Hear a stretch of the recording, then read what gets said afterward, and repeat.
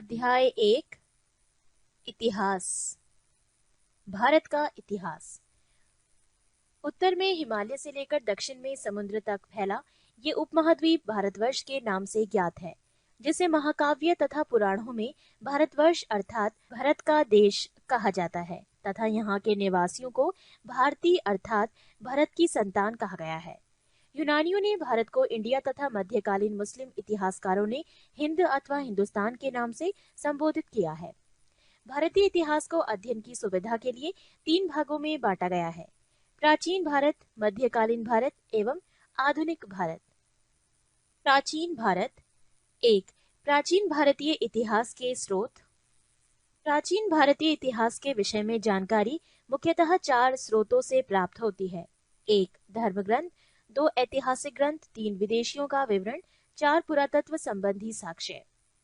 धर्म ग्रंथ एवं ऐतिहासिक ग्रंथ से मिलने वाली महत्वपूर्ण जानकारी।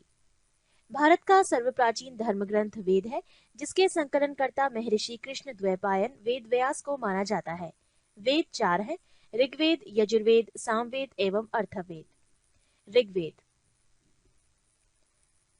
ऋचाओं के क्रमबद्ध ज्ञान के संग्रह को ऋग्वेद कहा जाता है। इसमें 10 मंडल, 1028 सूक्त, वाल खिल्य पाठ के 11 सूक्तों सहित एवं 10,462 ऋचाएं हैं। इस वेद के ऋचाओं के पढ़ने वाले ऋषि को होत्र कहते हैं। इस वेद से आर्य की राजनीतिक प्रणाली एवं इतिहास के बारे में जानकारी मिलती है। विश्वामित्र द्वारा रचित ऋग्वेद के दूसरे मंडल में सूर्य देवता सावित्री को समर्पित प्रसिद्ध गायत्री मंत्र है। इसके 9वें मंडल में देवता सोम का उल्लेख है। इसके 8वें मंडल की हस्तलिखित ऋचाओं को खिल कहा जाता है।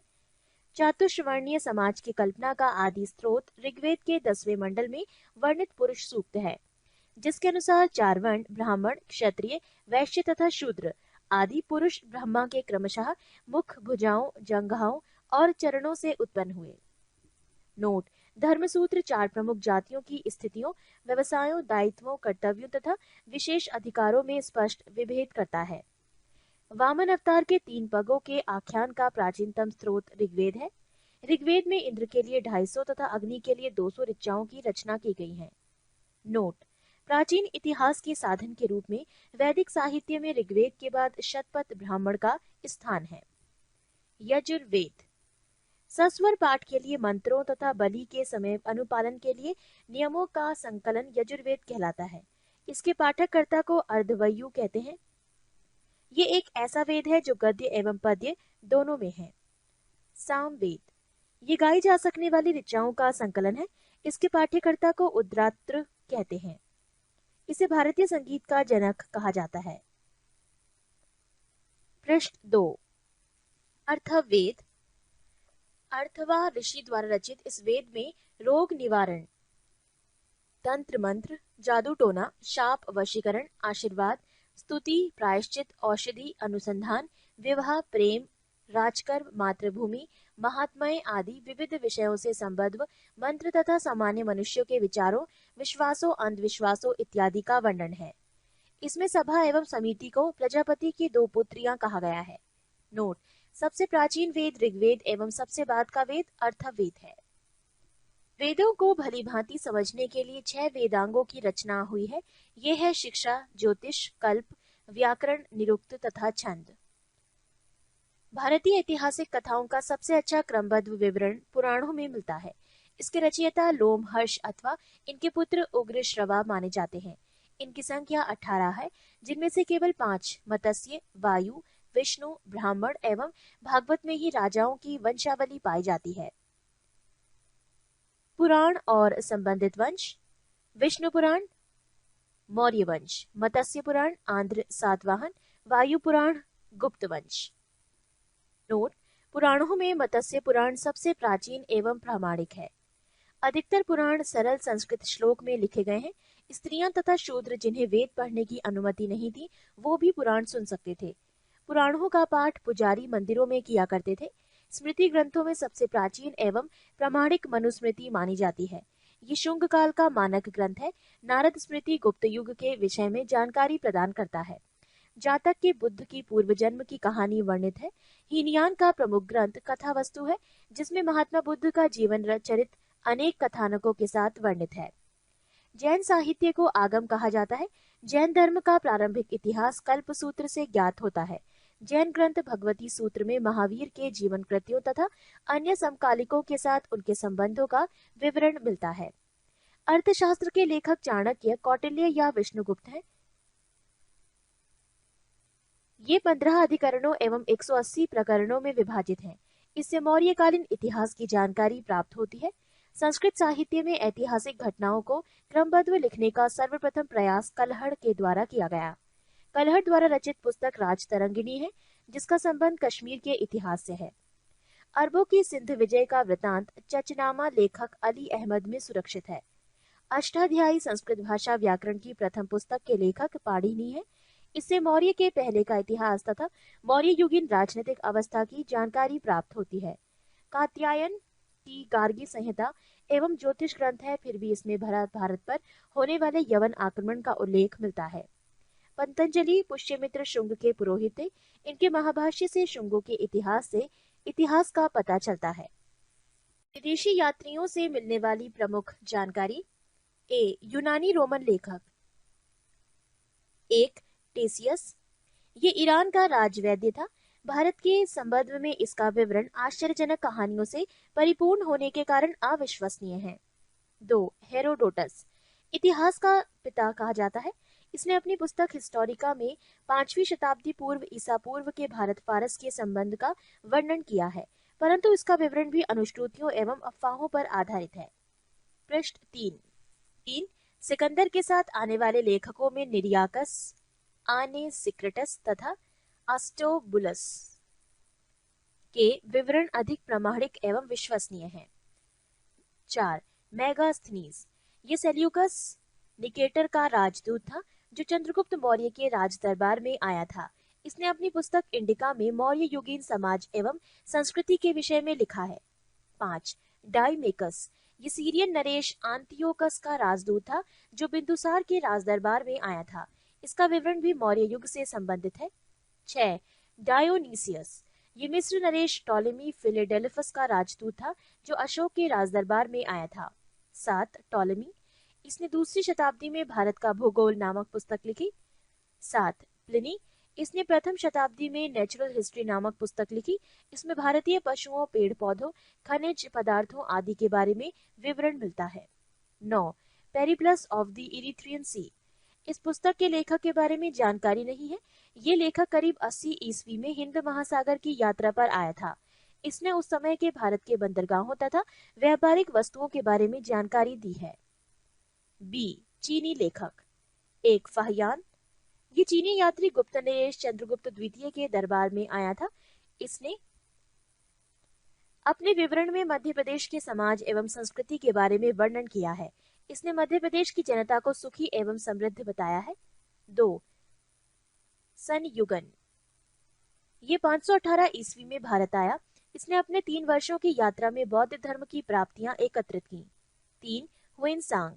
ये हर्षवर्धन के शासनकाल में भारत आया था। हुएनसांग 629 ईस्वी में चीन से भारतवर्ष के लिए प्रस्थान किया और लगभग 1 वर्ष की यात्रा के बाद सर्वप्रथम ये भारतीय राज्य कपिशा पहुंचा। भारत में 15 वर्षों तक ठहरकर 645 ईस्वी में चीन लौट गया। वो बिहार में नालंदा जिला स्थित नालंदा विश्वविद्यालय में अध्ययन करने तथा भारत से बौद्ध ग्रंथों को एकत्र कर ले जाने के लिए आया था। इसका भ्रमण वृतांत की नाम से प्रसिद्ध है, जिसमें 138 देशों का विवरण मिलता है। इसने हर्षकालीन समाज, धर्म तथा राजनीति के बारे में वर्णन किया है। इसके अनुसार सिंध का राजा शूद्र था। नोट: हुएनसांग के अध्ययन के समय नालंदा विश्वविद्यालय के कुलपति आचार्य शीलभद्र थे। 4. इत्सिंग। ये 7वीं शताब्दी के अंत में भारत आया। इसने अपने विवरण में नालंदा विश्वविद्यालय, विक्रमशिला विश्वविद्यालय तथा अपने समय के भारत का वर्णन किया है। सी. अरबी लेखक। 1. अलबरूनी। ये महमूद गजनवी के साथ भारत आया था। अरबी में लिखी गई उसकी कृति किताबुल हिंद या तहकीके हिंद भारत की खोज आज भी इतिहासकारों के लिए एक महत्वपूर्ण स्रोत है। इसमें राजपूत कालीन समाज, धर्म, रीति रिवाज, राजनीति आदि पर सुंदर प्रकाश डाला गया है। डी. अन्य लेखक। 1. तारानाथ। ये एक तिब्बती लेखक था। इसने कंग्यूर तथा तंग्यूर नामक ग्रंथ की रचना की। इनसे भारतीय इतिहास के बारे में जानकारी मिलती है। 2. Marco Polo. ये 13वीं शताब्दी के अंत में पांड्य देश की यात्रा पर आया था। इसका विवरण पांड्य इतिहास के अध्ययन के लिए उपयोगी है। पुरातत्व संबंधी साक्ष्य से मिलने वाली जानकारी। 1400 ईसा पूर्व के अभिलेख बोगास कोई एशिया माइनर से वैदिक देवता मित्र, वरुण, इंद्र और नासत्य अश्वनी कुमार के नाम मिलते हैं। पृष्ठ 4। मध्य भारत में भागवत धर्म विकसित होने का प्रमाण यवन राजदूत हेलियोडोरस के वैसनगर विदिशा गरुड़ स्तंभ लेख से प्राप्त होता है। सर्वप्रथम भारतवर्ष का जिक्र हाथी गुम्फा में अभिलेख में है। सर्वप्रथम दुर्भिक्ष की जानकारी देने वाला अभिलेख सोहगोरा अभिलेख है। सर्वप्रथम भारत पर होने वाले हूण आक्रमण की जानकारी भीतरी स्तंभ लेख से प्राप्त होती है। सती प्रथा का पहला लिखित साक्ष्य एरन अभिलेख शासक भानुगुप्त से प्राप्त होती है। रेशम बुनकर की श्रेणियों की जानकारी मंदसौर अभिलेख से प्राप्त होती है। नोट: अभिलेखों का अध्ययन एपिग्राफी कहलाता है। महत्वपूर्ण अभिलेख: अभिलेख और शासक, हाथी गुम्फा अभिलेख, तिथि रहित अभिलेख, शासक कलिंगराज खाकेल, जूनागढ़ गिरनार अभिलेख, शासक रुद्रदामन, नासिक अभिलेख, शासक गौतमी बलश्री, प्रयाग स्तंभ लेख, शासक समुद्रगुप्त, एहोल अभिलेख, शासक पुलकेशन द्वितीय, मंदसौर अभिलेख, शासक मालवा नरेश यशोधर्मन, ग्वालियर अभिलेख, शासक प्रतिहार नरेश भोज, भीतरी एवं जूनागढ़ अभिलेख, शासक स्कंदगुप्त, देवपाड़ा अभिलेख, शासक बंगाल शासक विजयसेन। कश्मीरी नवपाषाणिक पुरास्थल बुजुर्गहोम से गढ़तावास गड्ढाघर का साक्ष्य मिला है। इनमें उतरने के लिए सीढ़ियां होती थीं। प्राचीनतम सिक्कों को आहत सिक्के कहा जाता है। इसी को साहित्य में कारशार्पण कहा गया है। सर्वप्रथम सिक्कों पर लेख लिखने का कार्य यवन शासकों ने किया। समुद्रगुप्त की वीणा बजाती हुई मुद्रा वाले सिक्कों से उसके संगीत प्रेमी होने का प्रमाण मिलता है। अरिकेमेडु पदुचेरी के निकट से रोमन सिक्के प्राप्त हुए हैं। 2. प्रागैतिहासिक काल। जिस काल में मनुष्य ने घटनाओं का कोई लिखित विवरण उद्धृत नहीं किया, उसे प्रागैतिहासिक काल कहते हैं। मानव विकास के उस काल को इतिहास कहा जाता है जिसका विवरण लिखित रूप में उपलब्ध है। आदि ऐतिहासिक काल उस काल को कहते हैं जिस काल में लेखन कला के प्रचलन के बाद उपलब्ध लेख पढ़े नहीं जा सके हैं। ज्ञानी मानव होमोसेपियस का प्रवेश इस धरती पर आज से लगभग 30 या 40 हजार वर्ष पूर्व हुआ। पूर्व पाषाण युग कि मानव की जीविका का मुख्य आधार था शिकार। आग का आविष्कार पूरा पाषाण काल में एवं पहिए का नवपाषाण काल में हुआ। मनुष्य में स्थायी निवास की प्रवृत्ति नवपाषाण काल में हुई तथा उसने सबसे पहले कुत्ता को पालतू बनाया। मनुष्य ने सर्वप्रथम तांबा धातु का प्रयोग किया था तथा उसके द्वारा बनाए जाने वाला प्रथम औजार कुल्हाड़ी प्राप्ति स्थल अतिरंपकम था। कृषि का आविष्कार नवपाषाण काल में हुआ। प्रागैतिहासिक अन्न उत्पादक स्थल मेहरगढ़ पश्चिमी बलूचिस्तान में अवस्थित है। कृषि के लिए अपनाई गई सबसे प्राचीन फसल गेहूं एवं जौ थी। पल्लावरम नामक स्थान पर प्रथम भारतीय पुरापाषाण कलाकृति की खोज हुई थी। भारत में पूर्व प्रस्तर युग के अधिकांश औजार स्फटिक पत्थर के बने थे। भारत का सबसे प्राचीन नगर मोहनजोदड़ो था, सिंधी भाषा में, जिसका अर्थ है मृतकों का टीला। पृष्ठ 5। 3. सिंधु सभ्यता। रेडियो कार्बन C14 जैसी नवीन विश्लेषण पद्धति के द्वारा सिंधु सभ्यता की सर्वमान्य तिथि 2350 ईसा पूर्व से 1750 ईसा पूर्व मानी गई है। सिंधु सभ्यता की खोज राय बहादुर दयाराम साहनी ने की। सिंधु सभ्यता को प्रागैतिहासिक, प्रोटो हिस्टोरिक अथवा कांस्य ब्रॉन्ज युग में रखा आलमगीरपुर, जिला मेरठ उत्तर प्रदेश, उत्तरी पुरास्थल मांदा, जिला अखनूर जम्मू कश्मीर तथा दक्षिणी पुरास्थल दाइमाबाद, जिला अहमदनगर महाराष्ट्र। सिंधु सभ्यता या सैंधव सभ्यता नगरीय सभ्यता थी। सैंधव सभ्यता से प्राप्त परिपक्व अवस्था वाले स्थलों में केवल 6 को ही बड़े नगर की संज्ञा दी गई है। ये हैं मोहनजोदड़ो, हड़प्पा, गढ़वारीवाला, धौलावीरा, राखीगढ़ी एवं कालीबंगन। स्वतंत्रता प्राप्ति पश्चात हड़प्पा संस्कृति के सर्वाधिक स्थल गुजरात में खोजे गए हैं। लोथल एवं सुतकोतदा सिंधु सभ्यता का बंदरगाह था। जुते हुए खेत और नक्काशीदार ईंटों के प्रयोग का साक्ष्य कालीबंगन से प्राप्त हुआ है। मोहनजोदड़ो से प्राप्त अन्नागार संभवतः सैंधव सभ्यता की सबसे बड़ी इमारत है। मोहनजोदड़ो से प्राप्त बृहत स्नानागार एक प्रमुख स्मारक है, जिसके मध्य स्थित स्नान कुंड 11.88 मीटर लंबा, 7.01 मीटर चौड़ा एवं 2.43 मीटर गहरा है। अग्निकुंड लोथल एवं कालीबंगन से प्राप्त हुए हैं। मोहनजोदड़ो से प्राप्त एक शील पर 3 मुख वाला देवता पशुपतिनाथ की मूर्ति मिली है। उनके चारों ओर हाथी, गैंडा, चीता एवं भैंसा विराजमान है। मोहनजोदड़ो से नर्तकी की एक कांस्य मूर्ति मिली है। हड़प्पा की मोहरों पर सबसे अधिक एक श्रृंगी पशु का अंकन मिलता है। मनके बनाने के कारखाने लोथल एवं चन्हुदड़ो से मिले हैं। सिंधु सभ्यता की लिपि भाव चित्रात्मक है। ये लिपि दाई से बाईं ओर लिखी जाती थी। जब अभिलेख एक से अधिक पंक्तियों का होता था तो पहली पंक्ति दाईं से बाईं और दूसरी बाईं से दाईं ओर लिखी जाती थी। सिंधु सभ्यता के लोगों ने नगरों तथा घरों के विन्यास के लिए ग्रीड पद्धति अपनाई। घरों के दरवाजे और खिड़कियां सड़क की ओर न खुलकर पिछवाड़े की ओर खुलते थे। केवल लोथल नगर के घरों के दरवाजे मुख्य सड़क की ओर खुलते थे। सिंधु सभ्यता में मुख्य फसल थी गेहूं और जौ। सैंधव वासी मिठास के लिए शहद का प्रयोग करते थे। रंगपुर एवं लोथल से चावल के दाने मिले हैं, जिनसे धान की खेती होने का प्रमाण मिलता है। चावल के प्रथम साक्ष्य लोथल से ही प्राप्त हुए हैं। सुरकोतदा, कालीबंगन एवं लोथल से सैंधवकालीन घोड़े के अस्थि पंजर मिले हैं। तौल की इकाई संभवतः 16 के अनुपात में थी। सैंधव सभ्यता के लोग यातायात के लिए 2 पहियों एवं 4 पहियों वाली बैलगाड़ी या भैंसा गाड़ी का उपयोग करते थे। सिंधु काल में विदेशी व्यापार, आयातित वस्तुएं और प्रदेश। तांबा प्रदेश खेतड़ी, बलूचिस्तान, ओमान। चांदी अफगानिस्तान, ईरान। सोना कर्नाटक, अफगानिस्तान, ईरान। टिन अफगानिस्तान, ईरान। गोमेद सौराष्ट्र, लाजवर्द मेसोपोटामिया, सीसा ईरान। पृष्ठ 6। मेसोपोटामिया के अभिलेखों में वर्णित मेलुहा शब्द का अभिप्राय सिंधु सभ्यता से ही है। संभवतः हड़प्पा संस्कृति का शासन वाणिक वर्ग के हाथों में था। पिग्गट ने हड़प्पा एवं मोहनजोदड़ो को एक विस्तृत साम्राज्य की जुड़वा राजधानी कहा है। सिंधु सभ्यता के लोग धरती को उर्वरता की देवी मानकर उसकी पूजा किया करते थे। वृक्ष पूजा एवं शिव पूजा के प्रचलन के साक्ष्य भी सिंधु सभ्यता से मिलते हैं। स्वस्तिक चिन्ह संभवतः हड़प्पा सभ्यता की देन है। इस चिन्ह से सूर्योपासना का अनुमान लगाया जाता है। सिंधु घाटी के नगरों में किसी भी मंदिर के अवशेष नहीं मिले हैं। सिंधु सभ्यता के मां मातृ देवी की उपासना सर्वाधिक प्रचलित थी।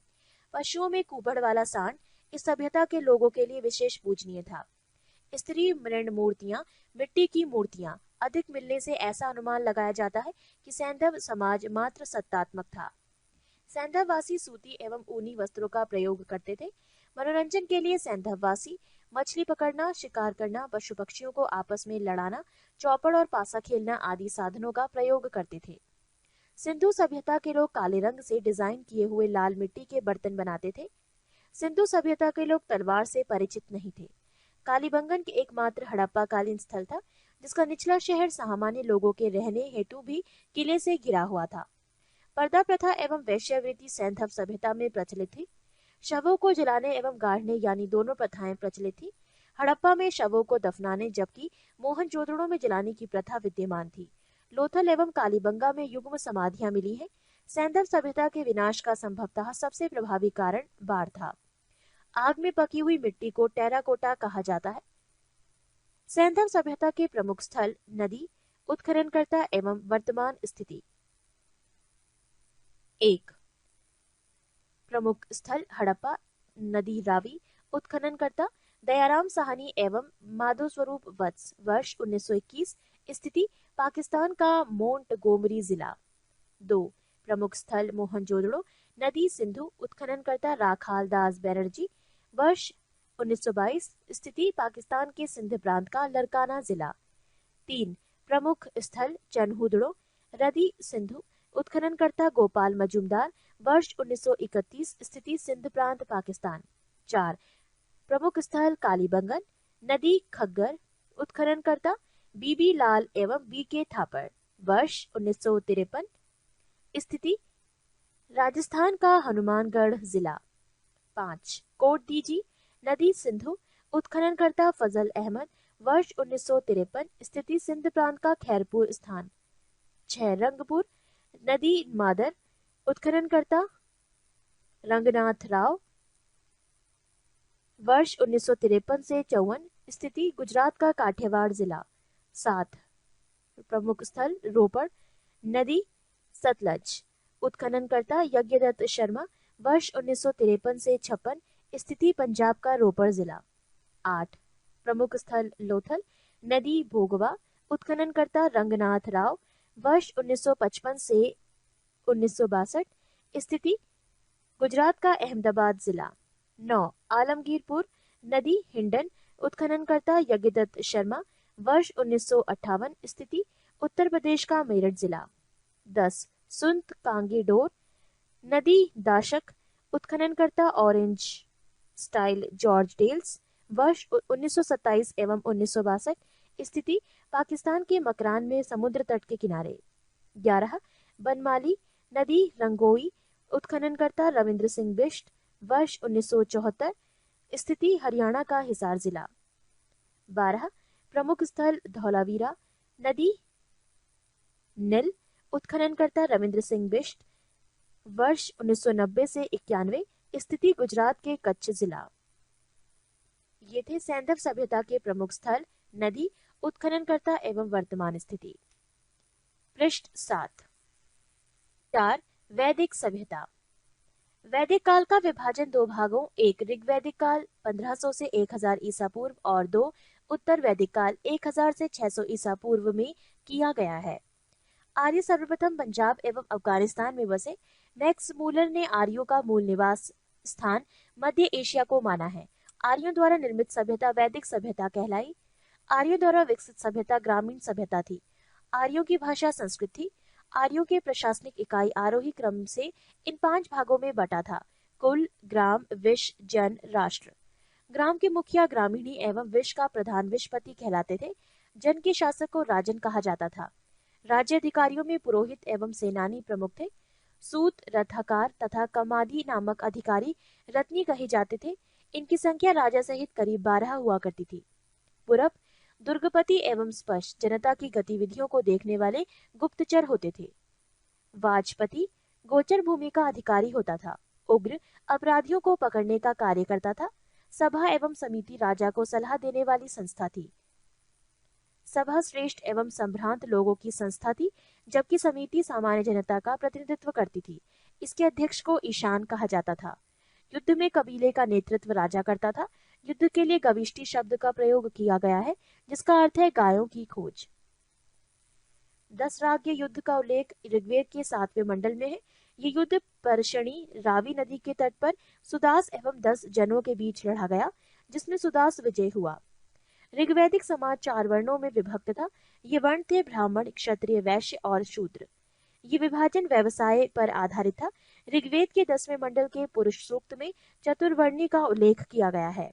इसमें कहा गया है कि ब्राह्मण परम पुरुष के मुख से, क्षत्रिय उनकी भुजाओं से, वैश्य उनकी जांघों से एवं शूद्र उनके पैरों से उत्पन्न हुए हैं। आर्यों का समाज पितृ प्रधान था।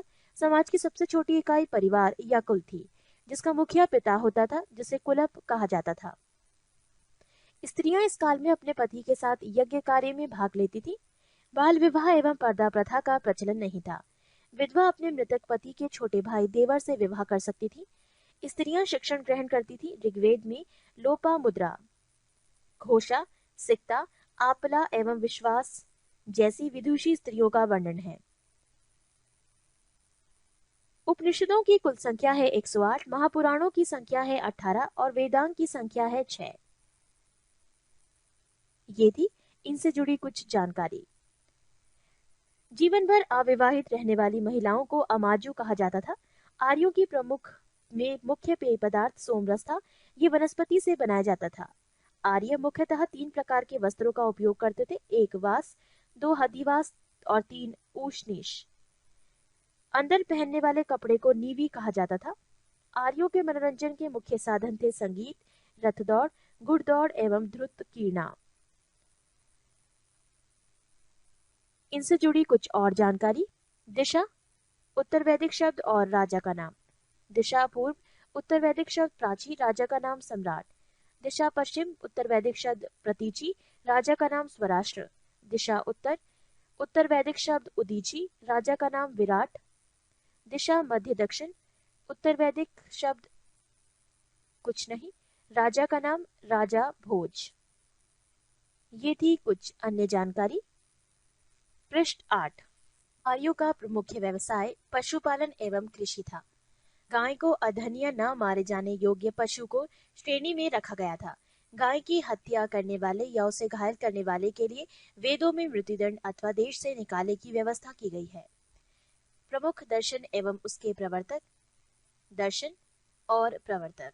चार्वाक प्रवर्तक चार्वाक, योग प्रवर्तक पतंजलि, सांख्य प्रवर्तक कपिल, न्याय प्रवर्तक गौतम, पूर्व मीमांसा प्रवर्तक जैमिनी, उत्तर मीमांसा प्रवर्तक बादरायण, वैशेविक प्रवर्तक कणाद या उलूक। आर्य का प्रिय पशु घोड़ा एवं सर्वाधिक प्रिय देवता इंद्र थे। आर्यों द्वारा खोजी गई धातु लोहा थी, जिसे श्याम अयस कहा जाता था। तांबे को लोहित अयस कहा जाता था। व्यापार हेतु दूर दूर तक जाने वाला व्यक्ति को पढ़ी कहते थे। लेन देन में वस्तु विनिमय की प्रणाली प्रचलित थी। ऋण देकर ब्याज लेने वाला व्यक्ति को वैकनॉट सूदखोर कहा जाता था। मनुष्य एवं देवता के बीच मध्यस्थ की भूमिका निभाने वाले देवता के रूप में अग्नि की पूजा की जाती थी। ऋग्वेद में उल्लिखित सभी नदियों में सरस्वती सबसे महत्वपूर्ण तथा पवित्र मानी जाती थी। ऋग्वेद में गंगा और यमुना का उल्लेख सिर्फ एक बार हुआ है। उत्तर वैदिक काल में इंद्र के स्थान पर प्रजापति सर्वाधिक प्रिय देवता हो गए थे। उत्तर वैदिक काल में राजा के राज्याभिषेक के समय राजसूय यज्ञ का अनुष्ठान किया जाता था। उत्तर वैदिक काल में वर्ण व्यवस्था की बजाय जन्म के आधार पर निर्धारित होने लगे थे। उत्तर वैदिक काल में हल को सिरा और हल रेखा की सीता कहा जाता था। उत्तर वैदिक काल में निष्क और शतमान मुद्रा की इकाइयां थी, लेकिन इस काल में किसी खास भार, आकृति और मूल्य के सिक्कों के चलन का कोई प्रमाण नहीं मिलता।